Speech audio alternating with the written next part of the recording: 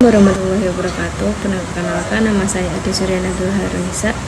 Di sini saya akan menjelaskan tentang fungsi bahasa Indonesia dalam kedudukannya sebagai bahasa nasional. Sebagai lembaga kebanggaan nasional, bahasa Indonesia mencerminkan kehidupan sosial budaya yang memberikan bangsa Indonesia rasa kebangsaan.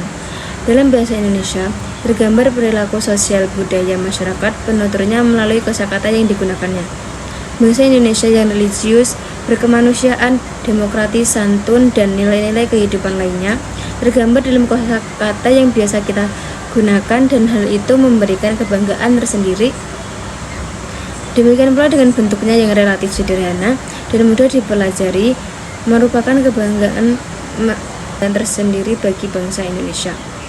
Dengan demikian, tidak ada alasan bagi bangsa Indonesia untuk malah jatuh hati kepada bahasa negara lain.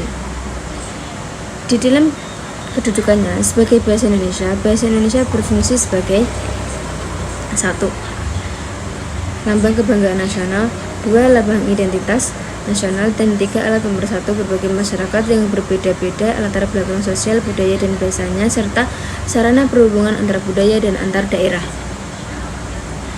Sebagai lambang identitas nasional atau simbol negara, bahasa Indonesia yang kita junjung di samping bendera, lagu kebangsaan, dan lambang negara kita, lihat di Undang-Undang Nomor 24 Tahun 2009 tentang bendera, bahasa dan lambang negara serta lagu kebangsaan. Di dalam melaksanakan fungsi ini, bahasa Indonesia merupakan penanda yang membedakan keberadaan bangsa Indonesia dengan bangsa lain. Dengan bahasa yang kita gunakan dapat ditunjukkan bahwa inilah bangsa Indonesia yang bukan atau berbeda dengan bangsa Malaysia, Singapura, Cina, Jepang, Eropa, dan Amerika. Namun untuk mendukung fungsi tersebut, kita harus terus membina dan mengembangkannya, sehingga bahasa Indonesia tidak hilang oleh perkembangan zaman, tergantikan oleh kehadiran bahasa asing atau bahasa lain dari bangsa-bangsa lain yang dianggap lebih baik pemakaiannya. Pemakaian bahasa Indonesia harus pula menjadi ciri dan keberadaan bangsa Indonesia di tengah-tengah pergaulan dengan bangsa lain yang semakin intensif. Keberanian untuk menggunakan bahasa Indonesia di berbagai peristiwa di tingkat internasional harus dibina dan terus kita kembangkan.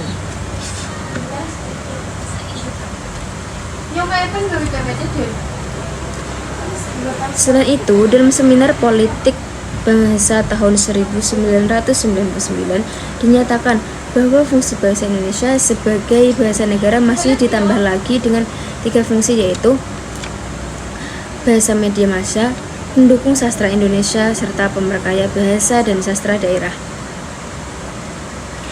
Sebagai bahasa resmi kenegaraan, bahasa Indonesia dipakai di dalam segala upacara, peristiwa, dan kegiatan kenegaraan, baik secara lisan maupun dalam bentuk tulisan. Dokumen-dokumen dan keputusan-keputusan serta korespondensi yang dikeluarkan pemerintah dan badan-badan kenegaraan ditulis dalam bahasa Indonesia. Pidato-pidato terutama pada kenegaraan ditulis dan diucapkan dalam bahasa Indonesia. Demikian pula halnya dengan pemakaian bahasa Indonesia oleh warga masyarakat kita dalam hubungannya dengan upacara, peristiwa, dan kegiatan kenegaraan. Dengan kata lain, komunikasi timbal balik antara pemerintah dan masyarakat menggunakan bahasa Indonesia. Sebagai bahasa resmi, bahasa Indonesia dipakai sebagai bahasa pengantar di lembaga-lembaga pendidikan, mulai dari tingkat anak-anak sampai dengan perguruan tinggi, kecuali di daerah-daerah yang masih menggunakan bahasa daerahnya seperti bahasa Aceh, Batak, Sunda, Jawa Barat, Madura, Bali, Makassar, Kalimantan. Di daerah-daerah ini, bahasa daerah dapat dipakai sebagai bahasa pengantar sampai dengan tahun ketiga pendidikan dasar. Hal ini karena sebagian besar anak-anak pada waktu itu memasuki lembaga pendidikan formal hanya menguasai bahasa ibunya atau bahasa daerah. Oleh karena itu, bahasa daerah dapat digunakan sebagai bahasa pengantar demi kepraktisan. Fungsi yang ketiga, bahasa Indonesia tidak saja dipakai sebagai alat komunikasi timbal balik antara pemerintah dan masyarakat luas, dan tidak saja dipakai sebagai alat perhubungan di dalam masyarakat yang sama latar belakang sosial, budaya, dan bahasanya.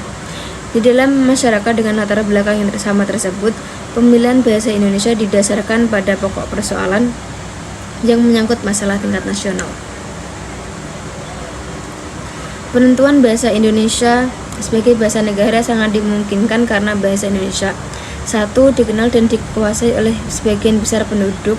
2. Penyebarannya lebih menyeluruh. Dan 3. Diterima oleh seluruh penduduk Indonesia. Kondisi ini dilatar belakangi oleh kenyataan bahwa bahasa Indonesia telah diangkat sebagai bahasa nasional pada tanggal 28 Oktober 1928, yaitu dalam peristiwa yang dikenal sebagai Sumpah Pemuda. Dalam kedudukannya sebagai bahasa negara, bahasa Indonesia berfungsi sebagai 1. Bahasa resmi kenegaraan, 2. Bahasa pengantar di dalam dunia pendidikan, 3. Alat berhubungan pada tingkat nasional untuk kepentingan perencanaan dan pelaksanaan pembangunan nasional serta kepentingan pemerintah, dan 4. Alat pengembangan kebudayaan, ilmu pengetahuan, dan teknologi. Sekian dari saya. Assalamualaikum warahmatullahi wabarakatuh.